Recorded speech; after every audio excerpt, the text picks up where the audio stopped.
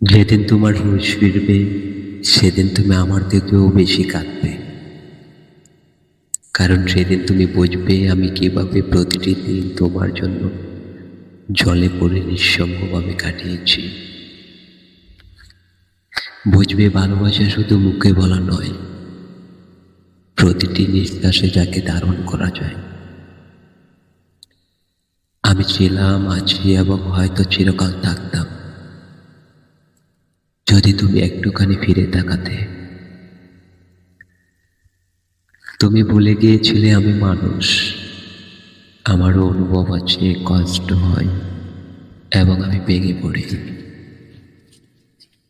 আমি শক্ত ছিলাম কারণ তোমাকে ভাঙতে দিতে চাই,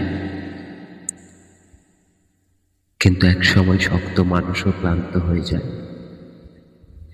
আর যখন আমি চুপচাপ সরে গেলাম, সেটাই ছিল আমার সবচেয়ে বড় চিৎকার।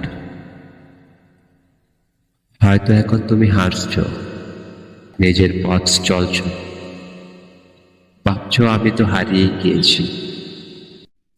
কিন্তু একদিন হঠাৎ কোনো এক নিঃসঙ্গ সন্ধ্যায় স্মৃতির যাত্রায় যখন বুকটা হাহাকার করবে, তখন বুঝবে কারা সত্যি আপন আর কারা ছিল শুধু মুহূর্তের যাত্রী।